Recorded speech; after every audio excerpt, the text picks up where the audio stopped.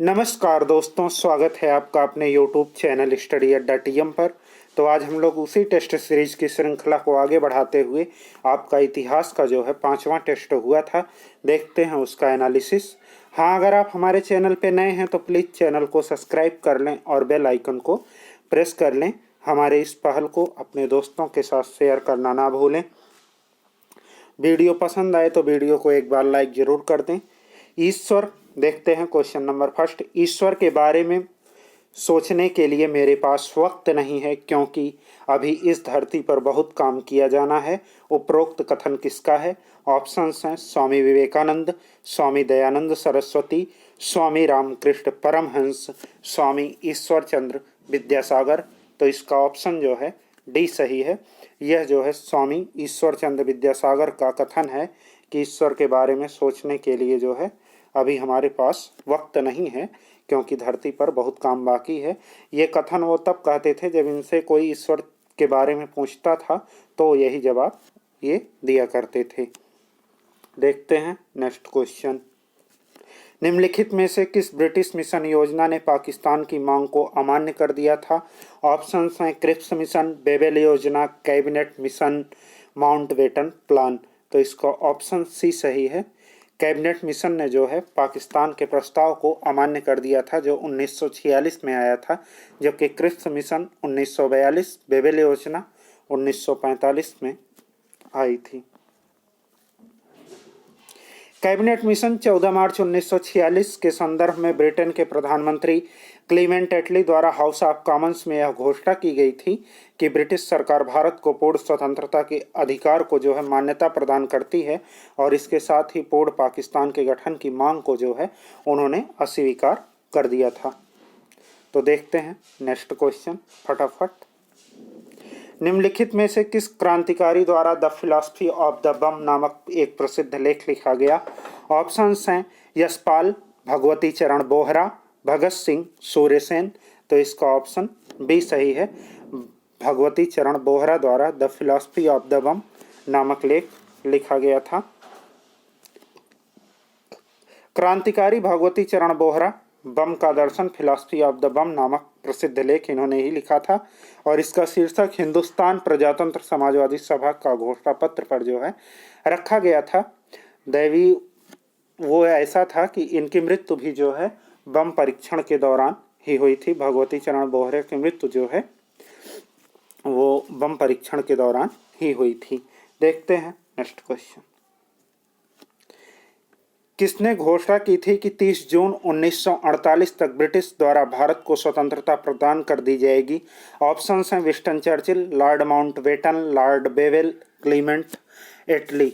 तो इसका option D सही है। क्लीमेंट एटली ने जो है घोषणा की थी कि 30 जून 1948 तक जो है भारत को स्वतंत्रता प्रदान कर दी जाएगी। 20 फरवरी 1947 को ब्रिटेन के प्रधानमंत्री क्लीमेंट एटली ने घोषणा की कि ब्रिटिश सरकार द्वारा जो है 30 जून 1948 तक जो है पूर्ण स्वतंत्रता प्रदान कर दी जाएगी। देखते हैं नेक्स्ट क्वेश्चन। प्लासी की लड़ाई अंग्रेजों और किसके बीच लड़ी गई थी? ऑप्शंस हैं सिराजुद्दौला, हबीब उल्लाह खान, उस्मान अली खान, मोहम्मद यूसुफ खान। तो इसका ऑप्शन ए सही है। प्लासी की लड़ाई 23 जून 1757 को अंग्रेजों और अवध के नवाब सिराजुद्दौला के बीच लड़ी गई थी। प्लासी का युद्ध जो है 23 जून 1757 ईस्वी को पश्चिम बंगाल के मुर्शिदाबाद क्षेत्र में अंग्रेजों तथा बंगाल के नवाब सिराजुद्दौला के बीच हुआ था, जिसमें अंग्रेजों की विजय हुई थी। देखते हैं नेक्स्ट क्वेश्चन।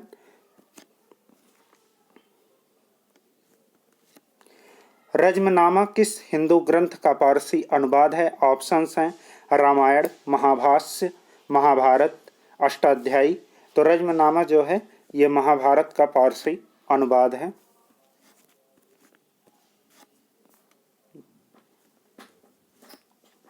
अकबर के काल में महाभारत का पारसी भाषा में अनुवाद रज्मनामा के नाम से किया गया था। देखते हैं नेक्स्ट क्वेश्चन। नाथूराम गोडसे के 3 भाई कौन थे जो आरएसएस के सदस्य थे? ऑप्शंस हैं दत्तात्रेय, गोविंद गोपाल, गोविंद गोपाल विनायक, गोविंद विनायक दत्तात्रेय, विनायक दत्तात्रेय गोपाल। तो इसका ऑप्शन ए सही है। दत्तात्रेय गोविंद गोपाल जो है ये आरएसएस के सदस्य नाथूराम गोडसे के भाई थे। नाथूराम गोडसे राष्ट्रीय स्वयंसेवक संघ से जुड़े थे और इनके 3 भाई थे।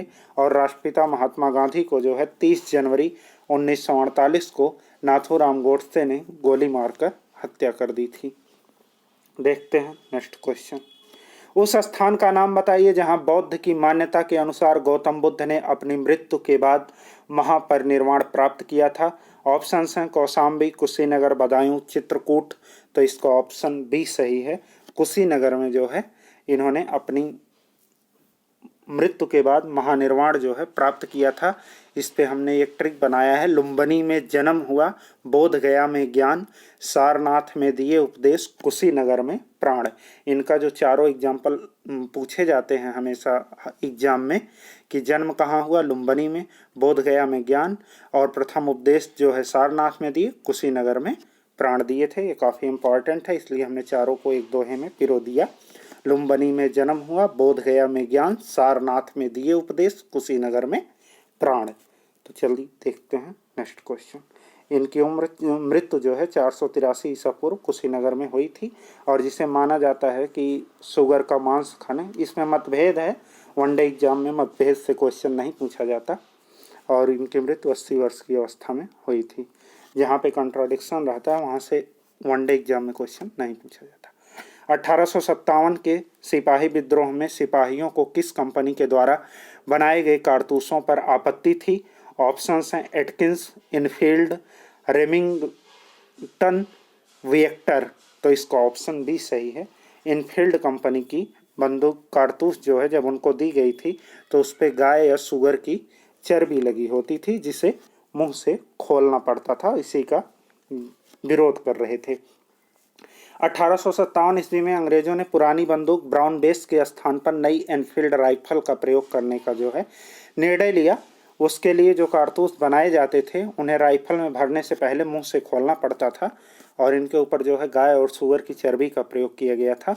और 1857 की क्रांति का प्रमुख कारण और वास्तविक कारण, तात्कालिक कारण तीनों प्रकार का यही रहा कि जो है एनफील्ड राइफल्स के लिए जो कारतूस बनाए गए थे उसमें गाय और सुअर की चर्बी का प्रयोग। खुदीराम बोस ने किस ब्रिटिश न्यायाधीश मजिस्ट्रेट की हत्या के प्रयास के लिए फांसी दी गई थी। ऑप्शंस हैं किंग्सफोर्ड, जॉन सोड, जॉन क्लार्क, जॉन बार्लो। तो इनका ऑप्शन ए सही है। किंग्सफोर्ड की जो है हत्या के प्रयास के लिए उनको फांसी दी गई थी, खुदीराम बोस को। 1905 में लॉर्ड कर्जन ने बंगाल विभाजन के विरोध में सड़क पर उतरे अनेक भारतीयों को उस समय कोलकाता के मजिस्ट्रेट किंग्सफोर्ड ने बहुत क्रूर दंड दिया था। इसी परिप्रेक्ष्य में खुदीराम बोस और प्रफुल्ल चाकी ने जो है न्यायाधीश किंग्सफोर्ड की हत्या का प्रयास किया था और इस कारण उन्हें जो है फांसी दे दी गई थी। देखते हैं नेक्स्ट क्वेश्चन। 1814 में राजा राम मोहन राय ने एक नई धार्मिक संस्था की स्थापना की जिसे किस नाम से जाना जाता था, जिसको बाद में ब्रह्म समाज के रूप में जाना गया। ऑप्शंस हैं आत्मीय सभा, आर्य सभा, सिद्धि सभा, जागृत सभा। तो इसका ऑप्शन ए सही है। आत्मीय सभा की स्थापना जो है 1814 में राजा राम मोहन राय ने की थी और यही बाद में 1828 में जाकर जो है ब्रह्म समाज के रूप में इसको जाना गया। और यह संस्था तर्कवाद और वेदों के दर्शन पर जो है आधारित थी। देखते हैं नेक्स्ट क्वेश्चन। स्वामी विवेकानंद द्वारा 1897 में निम्नलिखित में से कौन सा आयोजन शुरू किया गया था। ऑप्शन हैं शुद्धि आंदोलन, तत्वबोधिनी सभा की स्थापना, रामकृष्ण मिशन की स्थापना, भूदान आंदोलन। तो ऑप्शन सी सही है, रामकृष्ण मिशन की स्थापना। ये बेलूर मठ पश्चिम बंगाल में स्थित है। स्वामी विवेकानंद ने 1857 ईस्वी में रामकृष्ण मिशन की स्थापना की।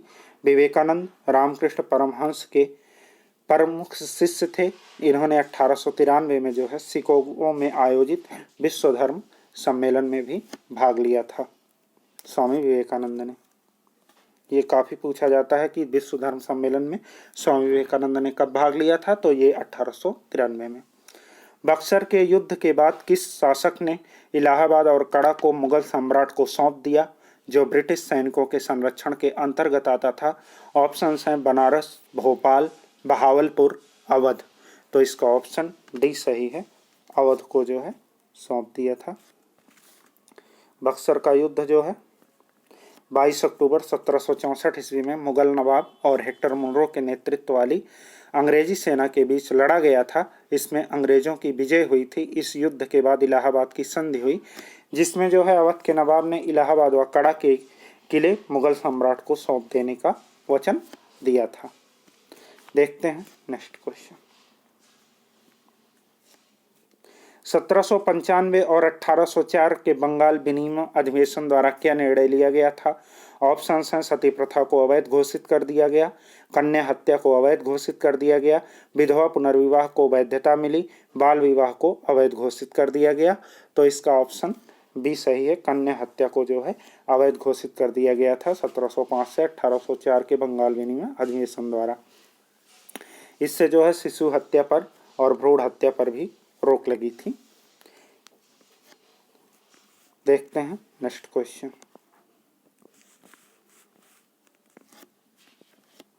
अशोक का सिंह चतुर्मुख स्तंभ शीर्ष कहाँ पर था? ऑप्शन हैं कन्नौज, गौतम बुद्ध नगर, संभल, सारनाथ। तो इसका ऑप्शन डी सही है, जो सारनाथ में स्थित है। अशोक का सिंह चतुर्मुख स्तंभ शीर्ष सारनाथ से लिया गया है। इस स्तंभ में 4 सिंह पीठ से पीठ सटाए खड़े हैं और इसे ही भारत सरकार ने राष्ट्रीय चिन्ह के रूप में स्वीकार किया है। देखते हैं नेक्स्ट क्वेश्चन नंबर 16। किस संत को रामायण के रचयिता वाल्मीकि का अवतार माना जाता है?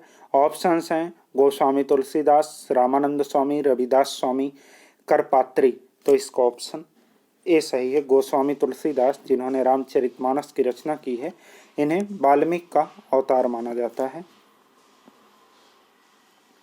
वाल्मीकि ने संस्कृत में महाकाव्य की रचना की थी, जो रामायण के नाम से प्रसिद्ध है। गोस्वामी तुलसीदास को वाल्मीकि का अवतार माना जाता है। गोस्वामी तुलसीदास ने संस्कृत के विद्वान व हिंदी के सर्वश्रेष्ठ कवि माने जाते हैं और इनकी प्रमुख रचनाएं हैं श्री रामचरितमानस, तो आपके घर में होगी ही, जानते ही हैं, विनय पत्रिका, दोहावली, कवितावली आदि।